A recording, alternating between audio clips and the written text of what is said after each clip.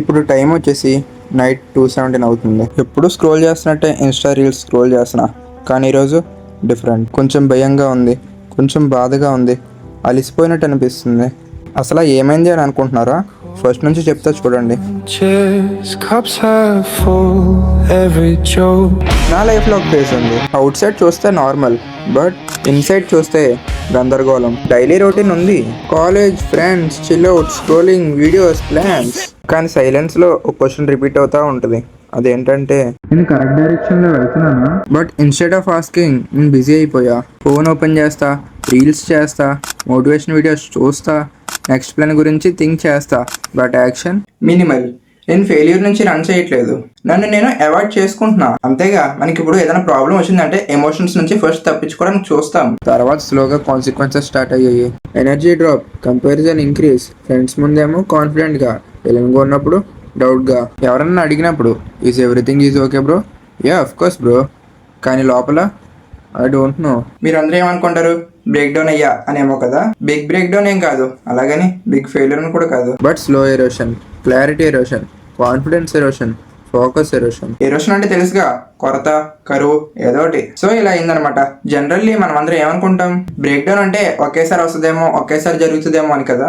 Yes of course, అందరం అలానే అనుకుంటాం. కానీ బ్రేక్ డౌన్ అనేది సైలెంట్ గా జరుగుతుంది. ఒక రోజు, ఒక నార్మల్ డే, నథింగ్ స్పెషల్.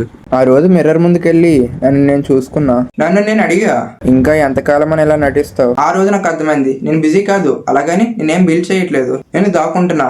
కానీ ఆ రోజు నేను ట్రాన్స్ఫార్మ్ అయిపోలే. ట్రాన్స్ఫర్మేషన్ అనేది ఫస్ట్ అవేర్నెస్ తోనే కదా మనం స్టార్ట్ అయ్యేది. కానీ నెక్స్ట్ డే నేను హీరోలో ట్రాన్స్ఫార్మ్ అయిపోలే. స్మాల్ చేంజ్ తో స్టార్ట్ చేసా. స్క్రీన్ టైం ని రెడ్యూస్ చేసా. మార్నింగ్ రొటీన్ మరీ అంత పర్ఫెక్ట్ కాకపోయినా ఓకే కానీ కన్సిస్టెంట్ గా చేసా. కొన్ని చేంజెస్ ఏంటంటే, stop lying to your self. Time waste చేసావా? యాక్సెప్ట్ చెయ్యు. ఫెయిర్ వస్తుందా? క్రాస్ చెయ్యు. ఒకవేళ ఫెయిల్ అయ్యావా?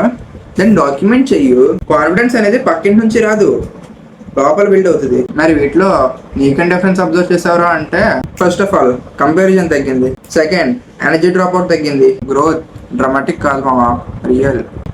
ఐ నో, ఇప్పటికీ నువ్వేం పుడింగ్ అంటే నో, ఇప్పటికి కూడా నేను ఇంకా పర్ఫెక్ట్ కాదు, ఇంకా కన్ఫ్యూజన్ వస్తుంది, ఇంకా మిస్టేక్స్ చేస్తా, ఇన్ఫాక్ట్ జరుగుతాయి. కానీ ఈసారి డిఫరెన్స్ ఏంటంటే, నేను రన్ చేయలేదు, ఫేస్ చేస్తా.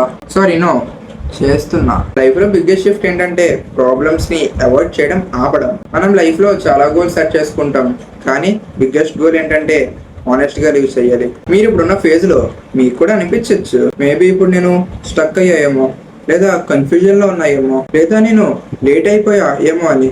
అప్పుడు మిమ్మల్ని మీరు క్వశ్చన్ చేసుకోండి, మీ సిచ్యువేషన్ నుంచి పారిపోతున్నారా, లేదా మిమ్మల్ని మీరు అవాయిడ్ చేసుకుంటున్నారా? లైఫ్ చేంజ్ అనేది డ్రామాటిక్ గా రాదు, స్లోగా వస్తుంది. బట్ స్టార్ట్ చేయడానికి ఒక మూమెంట్ కావాలి.